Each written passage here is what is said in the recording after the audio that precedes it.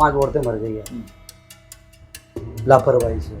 बड़ी शर्म की बात है कि बाहर के नेताओं ने लगातार पोस्टें डाली, पर भीलवाड़ा का कोई नेता इस पर कोई क्रिया प्रतिक्रिया नहीं है। क्या आपने किया तो उसमें डॉक्टर भी दोषी है, नर्सिंग स्टाफ भी दोषी है। बहुत गंदी व्यवस्था है। आप मेरी जो आईडी है इंस्टाग्राम पर रितेश गुजर 0024 और सीआर टीम रितेश गुजर, आप उस पर जाके देखना सर। लोगों को जो कमेंट है ना, मतलब आप अगर उन कमेंटों को देख के रो नहीं पड़ो ना, तो सारा जीवन में समाज सेवा छोड़ दूंगा। रितेश गुजर समाज सेवा करना ही छोड़ देगा। मर्यादित मतलब आप सुन लोगे ना तो आप मतलब रो पड़ोगे आप वहाँ पे। वो जांच रिपोर्ट भी प्रॉपर नहीं हो पाती है वहाँ पे।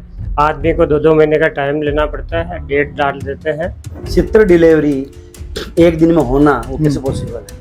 नमस्कार, मेरा नाम है विद प्रकाश और आप देख रहे हैं सच्ची बात ताल ठोके। आज हम मौजूद हैं भीलवाड़ा में और भीलवाड़ा में आज हमारे साथ मौजूद है भीलवाड़ा के एक समाज सेवी, एक युवा, एक ऐसा युवा जो हर एक मुद्दे पे अपनी बात मुखर होकर रखते हैं, हर एक मुद्दे को अपना मानकर उसके लिए संघर्ष करते हैं। आज हम बात करने वाले हैं रितेश जी गुजर से। रितेश जी बहुत बहुत स्वागत है आपका। नमस्कार सर। रितेश जी ने अभी रिसेंट समय में कुछ ऐसे मुद्दे उठाए हैं जो कि इंसानों की जान और माल से जुड़े हुए हैं, जिसपे कि बहुत ही गहरी एक चुप्पी सधे हुए पूरा प्रशासन मान लीजिए आप, चाहे कि लोगों के अंदर जागरूकता नहीं है उसकी कमी की वजह से। आज हम लोग उसी मुद्दे के ऊपर बात करने वाले हैं। रितेश जी, आपने ज्ञापन दिया था, उस ज्ञापन में आपने वो ज्ञापन देने का आपका मन क्यों हुआ, क्या कारण था कि आपने एमजी हॉस्पिटल में जाके और वो मुद्दा उठाया? सर वो ज्ञापन देने का जब ये खबर चली मार्केट के अंदर मीडिया के माध्यम से, तो मैं पवन जी त्रिपाठी के ऑफिस बैठा हुआ था। तो मैं किसी फोन पर बात कर रहा था, मुझे पवन जी त्रिपाठी, अरे यार देखो देखो नेताजी, यार ये 5 औरतें मर गई है लापरवाही से। तो हमने घंटे 2 घंटे इंतजार भी किया। मैंने कहा यार जो इतने नेता लोगों ने बनाए हैं, क्या वो बोलते कि नहीं बोलते? उनकी तरफ से बड़ी शर्म की बात है कि बाहर के नेताओं ने लगातार पोस्टें डाली, पर भीलवाड़ा का कोई नेता इस पर कोई क्रिया प्रतिक्रिया नहीं है। तो मेरा भी दिल दुखा, त्रिपाठी जी का भी दिल दुखा। भगवान का आप वही मानो, ऊपर वाले का आशीर्वाद कि हमको भगवान ने दिल दिया है, इसलिए हमारा दिल दुखार। और हम मौके पे ज्ञापन टाइप कराए, हम ज्ञापन देने गए कलेक्ट्रेट में। तो कलेक्ट्रेट में नदारत थे अधिकारी कि शनिवार छुट्टी है। अरे इतनी बड़ी घटनाक्रम हो गया, इतने बड़े घटनाक्रम के अंदर तो आपका जैसे मान लो जिला कलेक्टर हो चाहे एसपी साहब से अगर मिलना चाहो तो इतना इजी होना चाहिए। एक डिपार्टमेंट ऐसा होना चाहिए, उससे आप जाके मिलो कि सर मुझको जाके कलेक्टर साहब से मिलना है। तो वो बंदा, डिपार्टमेंट का बंदा, आप कलेक्टर साहब घर पे हो चाहे कहीं भी हो, घर पे नहीं हो चाहे भीलवाड़ा नहीं हो, तो फोन पे बात कराए, तो कम से कम बात तो कराए ना। हम तो साला यहाँ पे आम दिन जाते हैं ना, तो वहाँ पे हम जब कलेक्टर के चैम्बर के पास में एक चैम्बर है उनका, जहाँ उनके पीए बैठते हैं, उनसे बात करते हैं, वो कहते हैं कलेक्टर साहब बिजी हैं, कलेक्टर साहब से नहीं मिल सकते हो। अगर ज्ञापन आप नीचे दिलवाते हो, एडीएम सिटी में ज्ञापन दिलवाते हो, जब कलेक्टर साहब तक बात ही नहीं जाएगी, वो उनको दूंगा यार, वो फिर आपको पता है प्रशासनिक वो जाए नहीं जाए, ये तो सीधा सिस्टम रखो ना। आया कोई आदमी अपनी बात को लेकर कलेक्टर से मिलाओ ना। सही बात। उसके बाद हम एमजी हॉस्पिटल गए तो वहाँ पीएमओ साहब मिले। तो पीएमओ साहब को हमने ज्ञापन दिया और पीएमओ साहब से हमने मांग करी कि भाई आपके हॉस्पिटल में इसी घटनाक्रम हुआ है। और हमने उनको ये भी बताया था, जो घटनाक्रम पूरा बताया, अखबार कटिंग भी दी, मीडिया की जो वीडियो चल रही थी वो भी हमने दिखाई उनको। और हमने मांग करी कि तो उचित मुआवजा दो, और उचित मुआवजा के अलावा हमने कहा उनको कि जो दोषी उन पर कड़ी कार्रवाई करो, और अन्यथा फिर जनता सब सड़कों पर उतरेगी, तो इसका हर जना भुगतना दोषी पड़ेगा। आप क्या मानते हैं कि इसमें क्या कमियां हैं जिसकी वजह से ये सब कुछ हो रहा है? कमियां तो ही, आप जब वो पॉजिटिव आया संक्रमण, तो आप ऑपरेशन करना ही नहीं चाहिए था। आप मना कर देते, आप और कोई व्यवस्था करते। आपने क्यों किया? आपने किया तो उसमें डॉक्टर भी दोषी है, नर्सिंग स्टाफ भी दोषी है। नर्सिंग पूरा स्टाफ नहीं, जो मौके पे मौजूद था, जिनके सामने घटनाक्रम हुआ है, वो नर्सिंग स्टाफ है।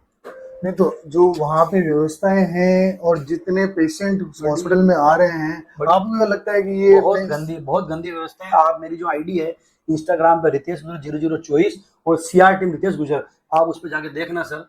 लोगों को जो कमेंट है ना, मतलब आप अगर उन कमेंटों को देख के रो नहीं पड़ो ना, तो सारा जीवन में समाज सेवा छोड़ दूंगा। रितेश गुजर समाज सेवा करना ही छोड़ देगा। इतने कमेंट आ रहे लोगों के कि सर मेरे साथ उस समय ये घटना हुई, मेरे साथ वो घटना हुई, मेरे से बदतमीजी करी, मेरे से गाली गलौज करी। एक लेडीज से मैंने बात भी करी थी, एक बहन से मैंने त्रिपाठी जी ने बात भी करी थी। वो औरत कहे कि भैया मेरी जब बहन का सिजेरियन वो सॉरी नॉर्मल डिलीवरी हुई थी, हम तो चलो पैसे वाले थे, हमसे तो पैसे मांगे तो हमने 3-4 हजार वहां पे दे भी दिए, लेकिन वहाँ एक लेडीज थी 90 साल की 80 साल की एक 80-90 साल की एक लेडीज थी, गांव की थी। वो बता रही थी कि उससे इतनी गंदी गंदी मतलब वो नर्सें नॉर्मल डिलीवरी वाली इतनी गंदी गंदी गालियां देती है ना कि तेरे को जरूरी है क्या, तूने रात को बच्चा पैदा करने से पहले सोचा नहीं तूने, मतलब मैं आप बता नहीं सकता मीडिया के सामने मर्यादित भाषा का बहुत प्रयोग। मर्यादित, मतलब आप सुन लोगे ना तो आप मतलब रो पड़ोगे आप वहां पे, इतने गंदे गंदे। आप पैसे दोगे तो फटाफट काम हो जाएगा, पैसे नहीं दोगे तो आप यूं छोड़ के चले जाएंगे और आप परेशान होते रहोगे आप। और जैसे फिर इनको लगेगा कि यार मामला डिस्टर्ब हो सकता है तो आपको ट्रांसफर मार देंगे, जयपुर रेफर कर देंगे, उदयपुर रेफर कर देंगे। हो जाता है ना भाई, यहाँ होगा तो फटाफट इकट्ठे होंगे, आदमी न्याय की मांग करेगा, सड़क उदयपुर जयपुर मरेगा तो आदमी वहां से आने में 2 से 2.5 घंटे लगते हैं आदमी को, आता तो उससे ठंडा पड़ जाएगा आदमी को। अच्छा रितेश जी, ये बताइए कि जो हॉस्पिटल के अंदर इंस्ट्रूमेंट्स हैं या ओटी में जितने पेशेंट्स का ऑपरेशन हो रहा है और जो स्टाफ है वहां पे वो पर्याप्त है? आपकी क्या बात हुई? पीएमओ साहब से हमारी बात हुई, जो त्रिपाठी जी पीएमओ साहब ने क्या बोला इनको, आप नॉर्मल से कोई जांच करवा लो तो वो जांच रिपोर्ट भी प्रॉपर नहीं हो पाती है वहाँ पे। आदमी को 2-2 महीने का टाइम लेना पड़ता है, डेट डाल देते हैं। एक कोई केस हुआ था, कोई छोटी बच्ची थी उसके यहाँ पे कुछ हो गया था, मैं लेके गया था, तो मुझे वहाँ पे लिख के दे दिया कि 2 महीने बाद आना, 8 दिन बाद आना। तो ये तो स्थितियाँ है। और कल हमने गौड़ साहब को कहा कि जो पेशेंट आते हैं उनको चेयर पे बैठना पड़ता है इलाज के लिए, तो उन्होंने कहा हमने एक एडिशनल वार्ड ओपन किया। जब मैंने उसको क्रॉस टेली किया नर्सिंग स्टाफ से किया जो अपने कांटेक्ट में है, तो उन्होंने कहा कि हाँ सर ने बनाया है ऊपर, लेकिन अभी ऐसी हालात नहीं है उसके कि वो प्रॉपरली वहाँ पे मतलब खाना पूर्ति है। खाना पूर्ति है। सरकार भजनलाल सरकार ने 300 करोड़ लगाई थी, बाहर एक बहुत बड़ी बिल्डिंग बनाई है, उसको बदे अलग अलग न्यूज़पेपर मीडिया ने कितनी बार छापा है, लेकिन अभी तक वो धूल खा रही है। आप अच्छा, देख सकते हैं उसको। जी। और ये जो आप बता रहे हैं कि ऑपरेशन जितने हो रहे हैं वहाँ पे और जो स्टाफ है डॉक्टर वो भी पर्याप्त नहीं है? सर हमको पीएमओ साहब कहते हैं कि हम एक दिन 70 डिलीवरी करते हैं, तो आप बताओ मेरे को हाउ कैन पॉसिबल 70 डिलीवरी एक दिन में होना कैसे पॉसिबल है? बिल्कुल और possible नहीं अगर लगता। अगर इंस्ट्रूमेंट होते तो ये मौतें नहीं होती।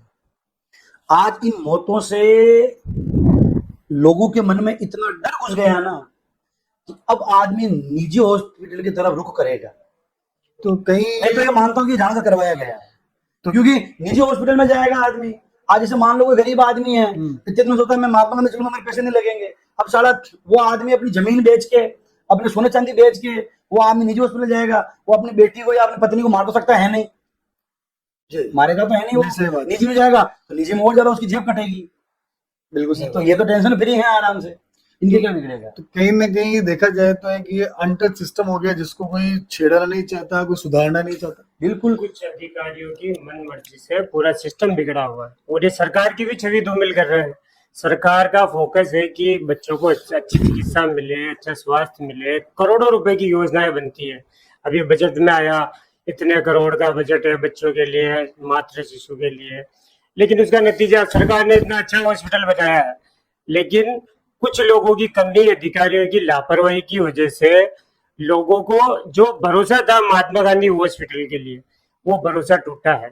और उस भरोसे को बनाने के लिए हम तो मांग करेंगे और जनता की भी इच्छा है कि कठोर कार्रवाई हो, उसे वापस भरोसा डेवलप हो और लोग प्राइवेट हॉस्पिटल की तरह मुंह नहीं करके वापस एमजी हॉस्पिटल में आए, ताकि उनको आर्थिक नुकसान झेलना नहीं पड़े और सरकार की जो योजना है उनका फायदा मिले।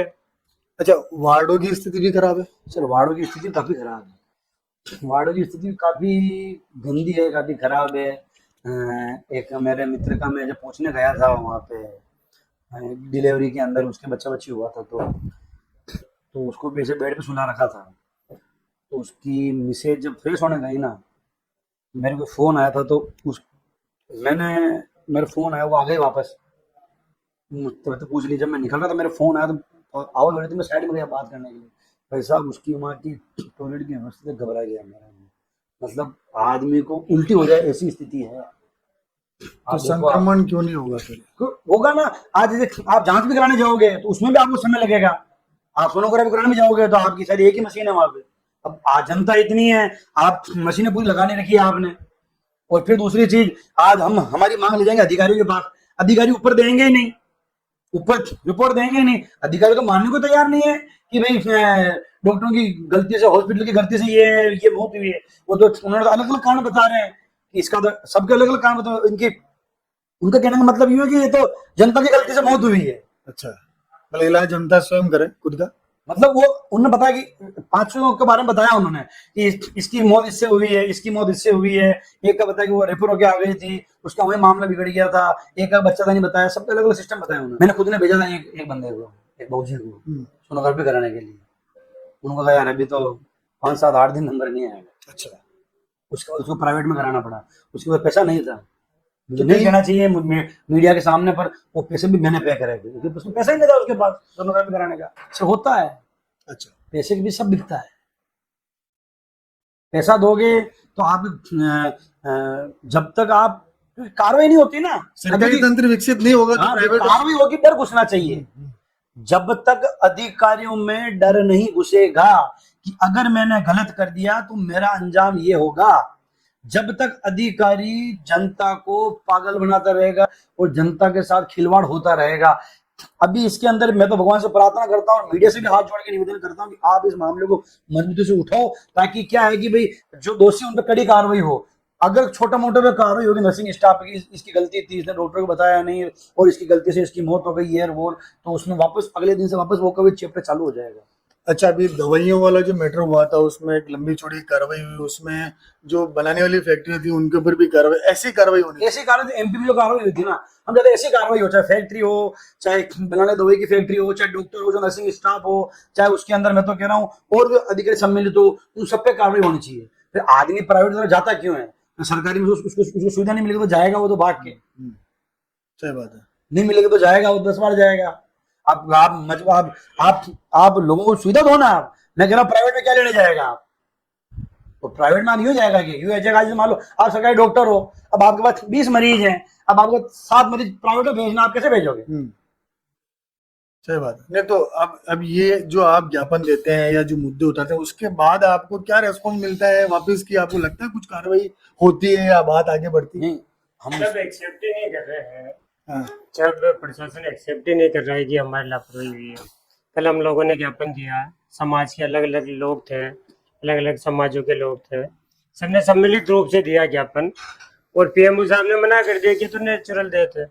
और सबसे बड़ी बात जो मैंने एमजी हॉस्पिटल में नोटिस करी है कि एमजी प्रशासन ने एक बढ़िया वार्ड बना रखा है, आईसीयू, न्यूरो आईसीयू।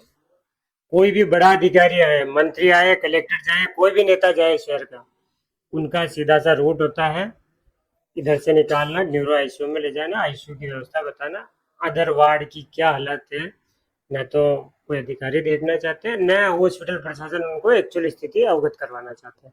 अगर आपको एक्चुअल में हकीकत देखनी है हॉस्पिटल की, तो एक आम आदमी की तरह जाके वहाँ देखिए, इलाज कराएं। अगर प्रॉपर इलाज हो जाए तो हम समाज सेवा छोड़ देंगे। हाँ, अच्छी बात बोली त्रिपाठी जी ने। प्रताप नगर थाना है भीलवाड़ा के अंदर, उसके बाहर एक चाय वाली एक भाई जी हैं, उनके पति को उल्टियां हो रही थी, खून निकल रहा था उल्टी के अंदर, नाक से मुंह से। मैं एमजीएम को तबियत पूछने गया हुआ था, वो स्ट्रेचर पे वहीं इमरजेंसी के बाहर पड़ी हुई थी। उसका बेटा भाग कह रहा है यार ये तो रितेश गुजर जा रहा है, इनको बुला के लो, ये तो हमारे थाने पे आते रहते हैं, थाने पे काम से आते रहते हैं। तो वो माँ और वो बेटे रोने लग गए। तो मैंने उसको बोला डॉक्टर को, मैंने कहा यार इसको 4-5 महीने की पहली बात है, मैंने कहा यार तू जा और इसका ध्यान रख और इसको ऊपर ले जाकर भर्ती करा। भाई साहब मैंने उनको मेरे नंबर भी दिए। मैं महात्मा गांधी से निकल, मैंने देखा कि यार ठीक है, मैंने कह दिया हो जाएगा काम। मैं महात्मा गांधी से निकल के मेरे घर भी नहीं पहुंचाऊंगा, रिटर्न में उनका फोन आया कि भैया फटाफट हो, उल्टियां और ज्यादा हो रही, हमारा बाप चला जाएगा, हमारा वो माता जी मेरा पति चला जाएगा, भैया जल्दी आ, तेरा हाथा जोड़ी तू आ जा। तो मैं वापस रिटर्न में महात्मा गांधी गया, ऊपर उसको सिंपल वार्ड में डाल रखा था और उल्टी करे जा रहे थे। फिर मैंने वहां पे मौके पे धमकाया। फिर मैंने रात को मैंने संबंधित थाने के अंदर ही फोन किया, मैंने कहा अभी थाने की एसपी भाई जी है, ठीक है। फिर मैंने पीएमओ साहब को इन सबके फोन किए, मैंने धमकाया, जब जाके तो उसको आईसीयू में ले गए वो। और आज जनता के आशीर्वाद से वो सही हैं, चल रहे फिर रहे हैं, बोल रहे हैं। तो मैंने धमकाया ना, इसलिए वो बच गया आदमी आईसीयू में, भाई तो वो तो उसको आईसीयू में ले गए थे उसको। मैंने कहा आईसीयू में जगह नहीं है तो दूसरे में ले जाओ, क्रिटिकल में ले जाओ और बचाओ शरीर, और वो आदमी जिंदा है। बाकी वो आदमी मर जाता, अगर मैं टाइम पे नहीं पहुंचा तो वो तो मर जाता। और रितेश जी, हर आदमी इतना सक्षम नहीं होता है कि आपके जैसा कोई उसको साथी मिल जाए या आपका जानकार जैसा व्यक्ति मिल जाए। अब जो एक ही इंसान है जो अपनी रोजी रोटी कमाकर गवर्नमेंट हॉस्पिटल में इलाज कराने जा रहा है, उसके साथ अगर ऐसा होता है तो वो कहाँ जाए? उसमें तो सर यही है कि भाई सरकार इसके ऊपर एक दो मजबूती से कार्रवाई करे, जिससे कि अच्छा मैसेज है राजस्थान के अंदर। मैं तो मीडिया के माध्यम से ये मैसेज पहुंचाना चाहता हूँ भजन लाल जी के पास कि जब वो कहते हैं ना चौथा स्तंभ है मीडिया, जब सब रास्ते बंद हो जाते हैं न्याय का, एक ही रास्ता दिखता है न्याय का, वो है मीडिया। और मैंने तो कई बार मीडिया के माध्यम से न्याय दिलवाए हुए लोगों को, मुझे लगता है कि यार लास्ट में मीडिया के पास जाना चाहिए।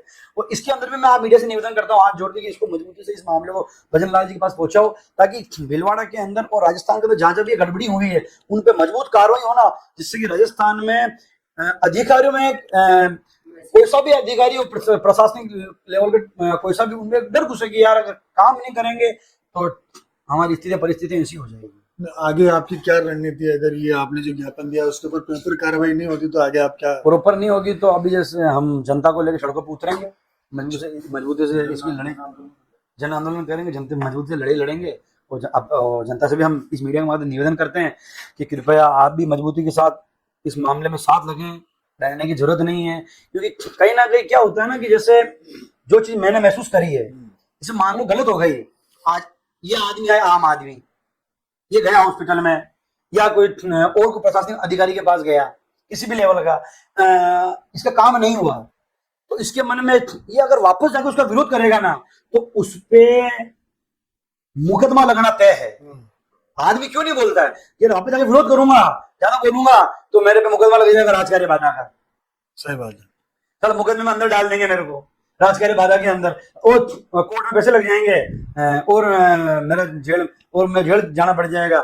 उस चक्कर में आदमी तब जाता है, बोलता नहीं। अरे यार साला अब बोले तो राजकार्य बाधा का मुकदमा, नहीं बोले तो भी दुख, नहीं बोले तो फिर उसको दम खाना पड़ता है कि हाँ यार मेरे साथ घटना कर्म हो, सेम करो। तो इसमें तो वो सरकार को मजबूती के साथ कार्रवाई करनी पड़ेगी क्या, और सरकार मजबूती से कार्रवाई करेगी तो जनता में एक मैसेज जाएगा कि हम बोलेंगे तो हमारे राजकार्य बाधा का मुकदमा। मैं कह रहा हूँ आप एक बार सरकार विश्वास दिलाओ जनता को कि आप मजबूती के साथ बोलो, आप पे राजकार्य बाधा का मुकदमा नहीं लगेगा। मैं कह रहा हूँ लोग निकल के आएंगे, लोग कंप्लेन करेंगे, आपकी कॉपियां खत्म हो जाएगी, आपके कागज खत्म हो जाएंगे। और आज 5 बहनें मरी है ना, तो 5 बहनें नहीं मरी है, किसी भाई ने अपनी बहन को खोया है, बिल्कुल अपने एक बाप ने अपनी बेटी को खोया है, एक माँ ने अपनी बेटी को खोया है, बच्चे ने अपनी माँ को खोया है, और पति ने अपनी पत्नी को खोया है। तो परिवार के लिए एक बहुत बड़ी माँ के तो कई रूप होते हैं, अनेकों रूप होते हैं माँ के तो। पर एक इंसान की जान बचाना ही सबसे बड़ा कर्म है, स्पेशली चिकित्सा विभाग का, कि जो वहाँ मजबूर आदमी जाता है, मजबूर आदमी ही जो है वो अपनी जाके वहाँ पे सेवाएं लेना चाहता है। महात्मा गांधी में आता कौन है? महात्मा गांधी में एक आम इंसान आता है, सामान्य परिवार का आता है, वरना जो पैसे वाले प्राइवेट हॉस्पिटल लेते हैं वहां चले जाएंगे, 10,000 20,000 लाख रुपए भी लग रहे हैं, उनको फर्क नहीं पड़ता।